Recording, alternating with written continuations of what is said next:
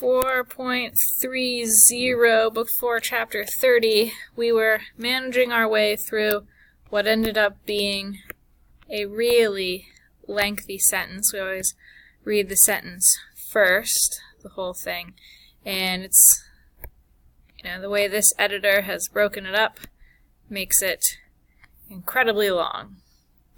It's okay. Periodic style here probably means there's lots of stopping points for us along the way. It starts off with a really nice ablative absolute, great way to start any Latin sentence. Shorter than a subordinate clause, but expressing some circumstances here. And then we go right into our main subject, the Principes of Britannia. Careful that it's not British chiefs, right? It's the chiefs of Britain, if we're being really precise here. And then we launch into a relative clause. And then we get this little participial phrase describing our Principes Britanniae, having conlocuted inter se. We talked about compounds of the verb loquor, to speak, its deponent. We get like eloquent and colloquial and elocution from it. And a participial phrase describing our subject, the Principes, having conlocuted inter se, cum et equites et naves et frumentum. So we're inside of a cum clause when, and we have lots of things to say about both the equites and the naves and the grain. And all of these things, equites and naves and grain, could be nominative, could be accusative, so we'll keep that in mind. Probably dative here. When we have a person that's either dative or ablative, we'll assume it's dative. And then we have this infinitive followed by what is definitely our subordinate verb, which means to know, and that means that what we had before it, the reason this was an infinitive and these were possibly accusatives, is we're dealing with an indirect statement inside of our cum clause, right? So when they knew that the equites and the naves and the frumentum was lacking to the Romans, or that the Romans were lacking all of those things. And, right, our cum clause isn't over yet, they intelligerented, and they cognoscerented, they learned about, and then that's where we can actually end our cum clause, or most likely we can end our cum clause here. So they knew that these things were lacking to the Romans, and they learned, and we don't have an indirect statement here, so it's not that they learned that, they just learned about. We need an object. The paucitatem of the militum. They learned of the smallness of the soldiers, ex castrorum exiguitate, from the smallness, x plus the ablative, of the camps, right? Genitives always go with the noun nearest to them. So when they intelligerented, an indirect statement, and they cognoscerented, a direct object, right into another clause. Sorry, I should be using blue. Quae hoc erant etiam. Erant is my verb, but we're in a relative clause, quae being the subject, erant being the verb. But when erant is my verb, I probably need another nominative, so I'm going to go all the way to angustior for my relative clause. And this quae is either plural neuter or feminine singular, and the erant would make me believe that it's plural neuter, which things, the camps maybe, right, from the scantness of the camps, which were. But then angustior is singular, so it could still be feminine. Not that big of a deal. We'll still translate it like there's not an issue here. But which were even smaller, even narrower, even angustior. That's a good definition. Even more confined, even more humble. Like we got really tiny camps going on for the winter.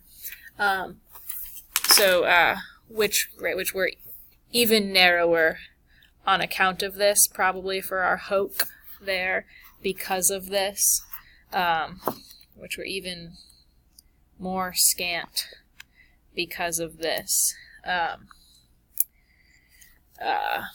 Because of this, and then the this is explained, like, so this is a causal ablative, because of this, namely because, and then this is just a quote because clause, which takes an indicative verb, and so its subject is Caesar, because without impedimentis, without baggage, it's going to be the best definition here, like without all their gear, Caesar had transported the legions, right? So in other words, the camps are really small because we have a paucitas of militum, but also because Caesar had transported the legions without baggage.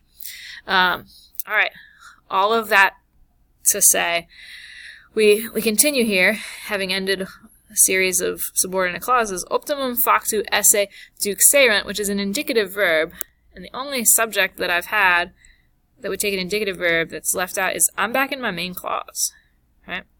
With which things haven't been learned. The Principes of Britanniae, who had blah blah blah, having, right, this is still main clause here, having spoken amongst themselves when they intellegerented. And maybe we could translate that as since, right? We have options on our cum. Since might make sense here. Since they intellegerented that these things, blah blah blah, and they cognoscerented this from this, which was even angustior because of this, namely because Caesar had done this, what did the Principes of Britanniae do?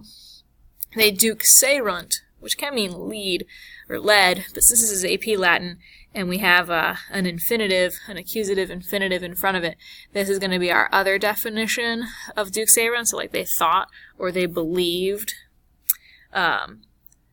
So the Principes Britanniae believed that, this was, so we can say, this is an indirect statement, believed that the optimum to factu, or that the best thing to do was, or that it was best to do, the best thing to do was what? Really kind of continuing the indirect statement, like what is the best thing? The best thing to do is to what? And so we'll continue here, but instead we launch right into an ablative absolute. The best thing to do was, with a rebellione having been factued, new ablative, not part of this ablative absolute because it's a new noun in the ablative case, comeatu, another noun, and comeatu in the ablative case, nostros, object of prohibere. That the best thing to do was to prohibere our guys from the frumento and the comeatu, was to keep our, with a rebellione having been facted, to keep our men away from the grain and the supplies. Maybe like freedom of movement, but like merchants bring supplies or passage, right? Could be both, so supplies or freedom of movement, but probably to keep our guys away from the grain and the supplies. And what else? They thought that the best thing to do was to prohibere nostros, and always connecting like things, to prohibere and to producere. And to producere the object, the rem, into hiemem. Okay. Because his superatis, ablative absolute, with his having been superatis, or, right, having been superatis, or interclusis, from their, this is an ablative of separation. This whole thing is an ablative absolute, right? With these guys having been superatis or interclusis from their reditu,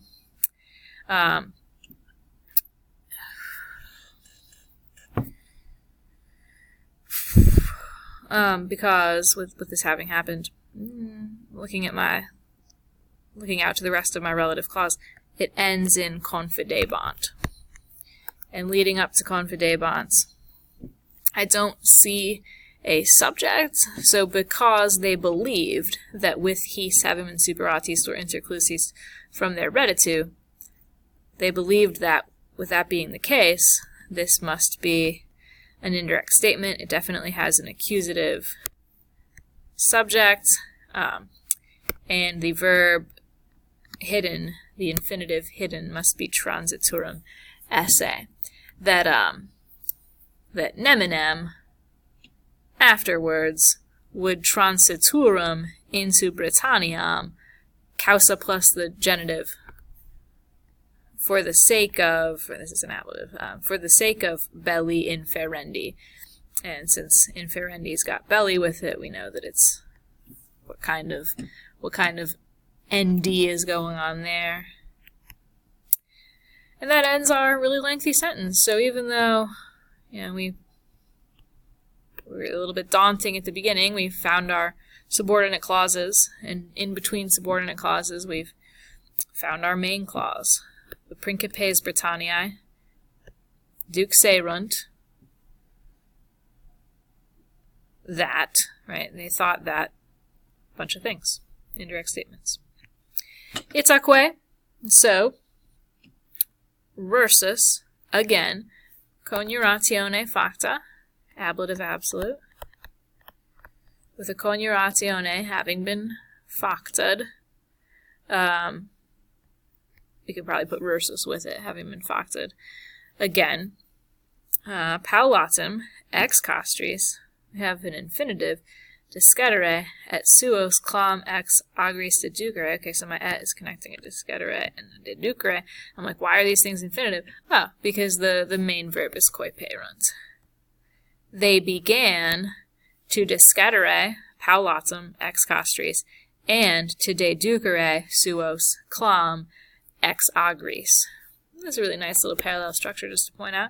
Adverb ex castris, adverb ex agris, right? Adverb ex castris discedere, adverb ex agris deducere. Really nice structure. Okay, so that's it for 4.30.